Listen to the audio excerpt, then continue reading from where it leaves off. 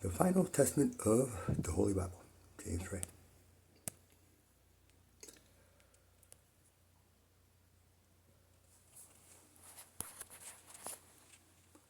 He will come again, the Apostles' Creed.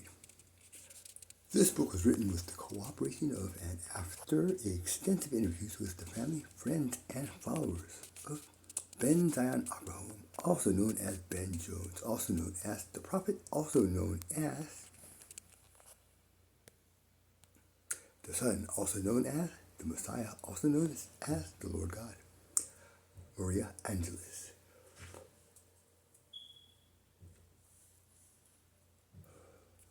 He wasn't nothing special, just a white boy, an ordinary white boy. Brown hair, brown eyes, medium height, and medium weight, just like 10 or 20 or 30 million other white boys in America. Nothing special at all. First time I saw him, he was coming down the hallway. There was an apartment across the hall from where I lived that didn't empty for a year. Usually apartments in our project go quick. Government supports them, so they're cheap for people who ain't got shit in this world, and even though they always tell us different, no, we ain't ever gonna have shit. There's lists for them, long and getting longer, but nobody would live in that one. It had a reputation. The man who lived there before had gone crazy. He'd been normal, sold souvenirs outside Yankee Stadium, and had a wife and 2 little boys, real cute little boys. Then he started hearing voices and shit. Started ranting about devils and demons and how he was the last man standing before us and Ed. He lost his jaw and started wearing all white and trying to touch everybody on their head. He had his ass whooped a few times and his church told him to stop coming. He screamed at his family and played this organ music all night. Cursed the demons and pleaded to the Lord. Howled like some kind of dog. He didn't ever let his family leave. We stopped hearing the music and it started smelling. And Mama called the cops and they found him hanging from the shower, wearing a rat rope like a monk, tied up with an electrical cord. They found his wife and boys with electrical tape around their ankles and wrists and plastic bags over their heads. There was a note that said, "We have gone to a better place." Maybe the devil got him, or the demons got him, or his Lord left him, or maybe he just got tired. And maybe they did go to a better place. I don't know. I won't probably ever know, not believing what I believe, and it didn't matter anyway. Everybody heard about it, and nobody would live there until Ben. He came down the hall with a backpack and a old suitcase and moved right in.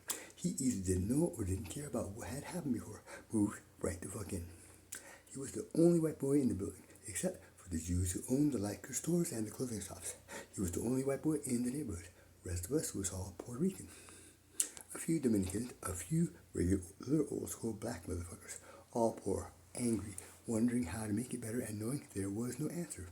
It was what it was, is what it is, a fucked up ghetto in an American city. They're all the fucking same. Ben didn't seem to notice, didn't care he was out of place. He came and went, didn't talk to nobody, wore some kind of uniform like a pretend cop during the week that made everybody laugh. Stayed in his apartment most of the time on weekends, except when he'd go out drinking. Then we'd see him passed out on the benches out front of the buildings right near the playground, or in the hallway with vomit on his shirt. One time he came stumbling home on a Sunday morning and his pants were all wet and he was trying to sing some 20-year-old rap song at the top of his lungs. My brother and his friends started going along with him, making fun of him and shit, and he was too drunk to even know. We started thinking we knew why he was living among us, why he didn't care he was out of place, didn't belong. We thought he must not be welcome where he came from anymore. They didn't want him around. And we was right. He'd been kicked the fuck out by his people. We just had the reasons why wrong.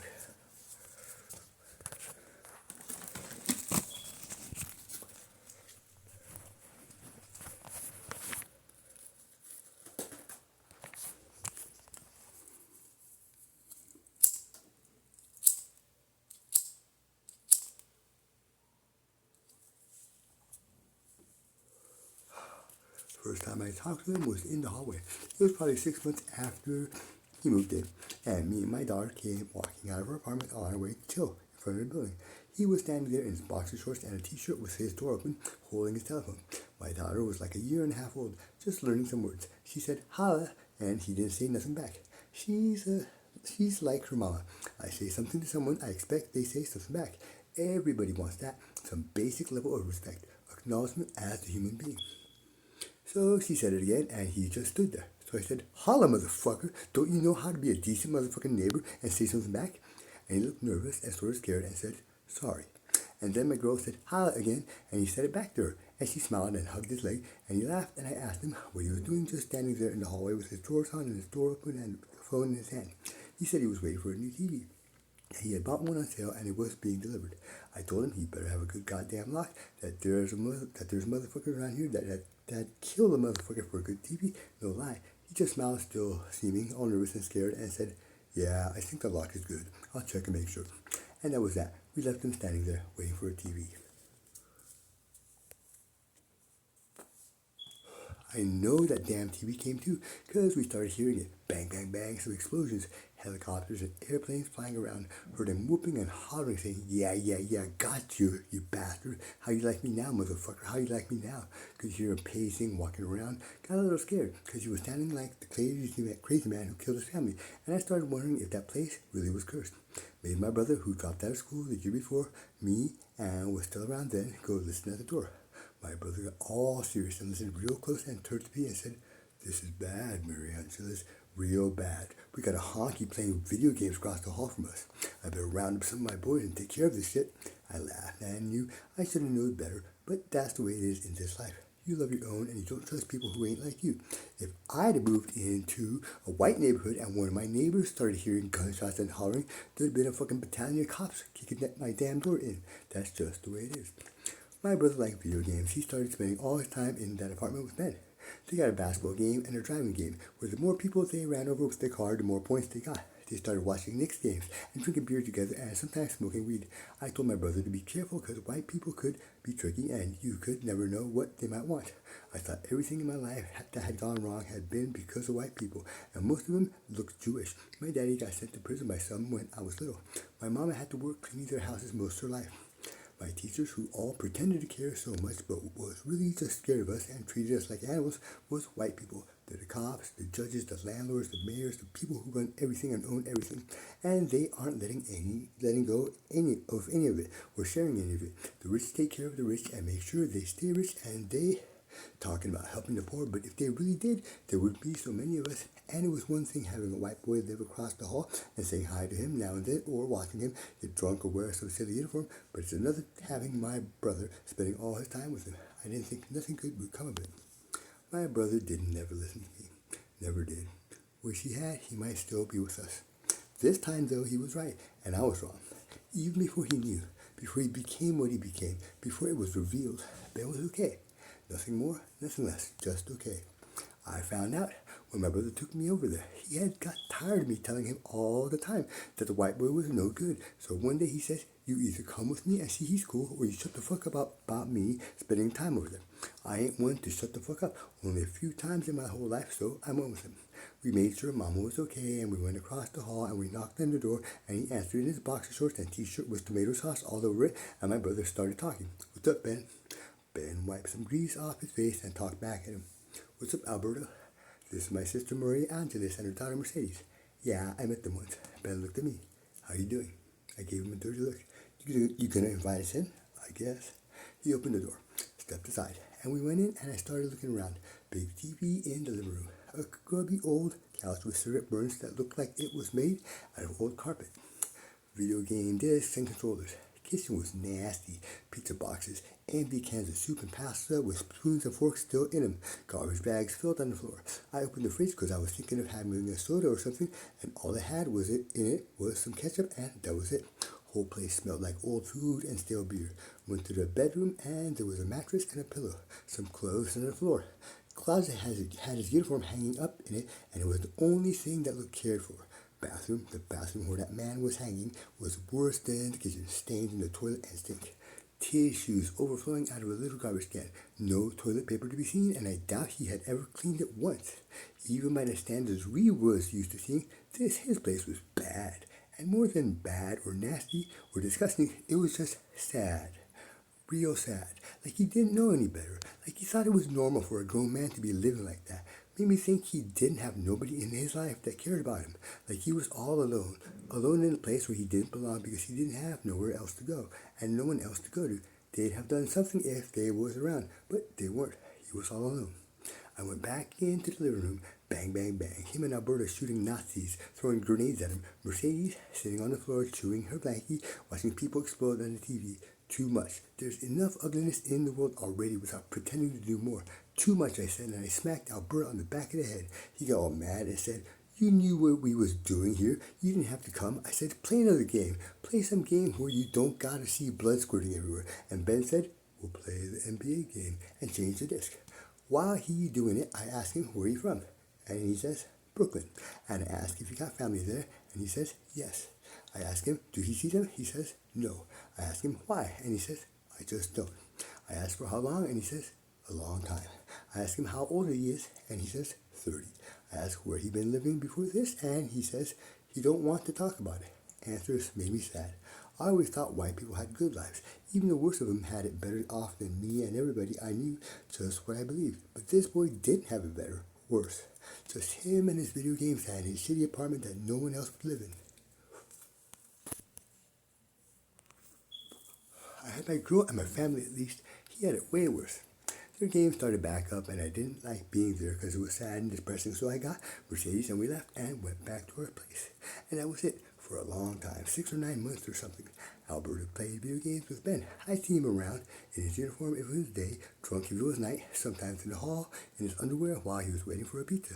I turned 18, went out with some of my girlfriends from around the project and some girlfriends from when I was in school. They was all around my age, almost all of them in a situation my age. Situation similar to mine.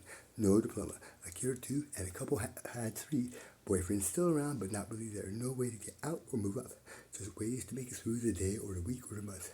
One of the girls was wearing nice clothes and a nice watch and smelled good like expensive perfume, and she started saying she was working as a dancer and making plenty of money. Said you had to be 18 but could make 300, 400, maybe 500 bucks a night dancing in the clubs. We started saying she was hooking, but she said no. She danced naked on stage and gave men lap dances in the private room, and they gave her cash. That it was easy. Men from Manhattan would come up, tell their wives they had meetings or was working late, or they'd come over after baseball games at Yankee Stadium. They were stupid, and it was easy to make them think they was getting some ass, and the more you could make them think it, the more they would pay you. She said it wasn't a church-going job, rubbing her ass and tits all over white men, but none of us was church-going girls, and a good shower at the end of the day, and she was fine with it, especially because she was making so much money. She said maybe she was going to leave the neighborhood, find her a place where her kids would be able to go to a good school, because even though almost all of us was dropouts, we knew the only way out for real was an education, just none of us could do it. Next day, I called the girl. She took me to the club. I met the manager, a fat white man from Westchester. He made me strip down to my panties and bra and show him how I dance. Made me rub my ass on his crotch and rub my titties down his chest and whisper shit his wife wouldn't say to him in his ear. His hands started wandering, and I asked him what he was doing, and he said he test drove all the girls before he let him out on the track. Made me sick, but we needed the money. Money wasn't working. Mama wasn't working, and who the fuck knew what Alberta did? Made me sick, but I let him do anything and everything. Took me for a test drive. Made me fucking sick.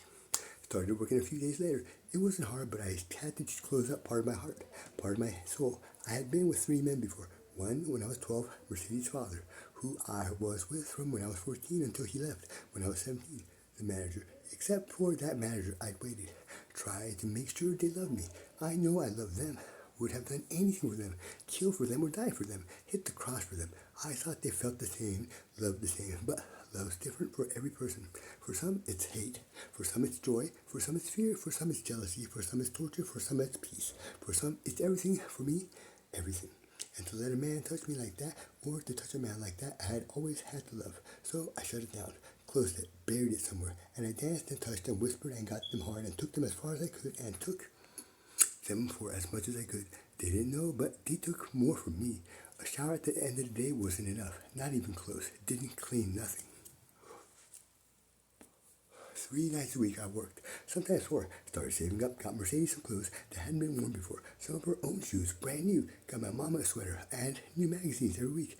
Didn't put none of the money in a bank because I know what happens with white people in their banks. I put it away where Alberta wouldn't never look, where nobody would look. A couple of months, a couple more, making money but hurting. And it's changing, keeping myself closed and hard all the time. Started taking it out of me. One of the girls gave me some shit to smoke, and it helped. So I did more of it, and it helped more than a shower or anything else. But when it wore away, it started hurting more. So I was taking more, sleeping and working and getting high, starting to do things I would have never done before because I didn't care. Because I was hurting so much that more of the hurt was nothing, and it brought more money. One night I was working and Ben came in, and one of the girls smiled and said, "Look who's here." And I asked her, "What about him?" And she said he was an easy mark. Would come in with his paycheck and get drunk and give the whole damn thing away. I told her he was living in my building and that he was mine. She got in my face about it for a minute till I told her how far I'd go. I was dipping into my money too much and I needed more. Mama was getting sick and Mercedes was getting sick and I needed them to get to a doctor. And I didn't have no insurance and I needed more. I went over to him. He was already drunk. He smiled and said hi. And I said, "Hey, baby, nice seeing you here." And I didn't even ask him. Took his hand, led him to the room where we did the dances. And I went at him, giving him what all them men wanted, whispering in his ear about what we could do back at home now that I knew what kind of boy he was. I told him I wanted to suck his cock and I wanted him to fuck me, that I would ride his ass all day and all night, that I was getting all wet thinking about it. And I kept ordering drinks and feeding him. Just kept it going, and he took it and was wanting more. And after an hour, he was gone. His mind was gone, and his money was gone, and I felt bad because I knew what he was, and I knew he wasn't bad, just sad and alone. Man, without anything or anyone, alone in an apartment where no one else would live, with his TV and his games and his pizza boxes and soup cans and his garbage and his sad mattress and his dirty bathroom. That's all he was. He passed out right in the chair with my ass between his legs. The bouncers came and took him out. He didn't have no ID or driver's license or credit card. Nothing with name or address or nothing. I told them he was my neighbor and I knew where he was living. They was going to throw him on the street, in the gutter, leave him there. That whatever was going to happen, happened. He'd been there before I know, and shit had happened to him. I know that for sure. I told them I could at least get him back to the building. I had just taken everything he had, and I was figuring I could do that much. We got a cab and put him sleeping in the back seat. I sat next to him. He was snoring like a baby. And when we got to the projects, the driver helped me get him out of the cab. And I got him into the building and into the elevator. Got him into the hallway in front of his door. And I left him there. And I went back out and got high. Spent some of his money on what I needed. And when I came home later, he was still there. Next time I saw him was like 2 days later. He was coming home in his uniform and I was going to work. We didn't say nothing to each other. I don't even know if he remembered. Just looked sad and nervous like he always did. And the next time I saw him after that was a long time. And he wasn't the same no more. He had changed and become someone else. He had become something I couldn't even believe. And then I believed.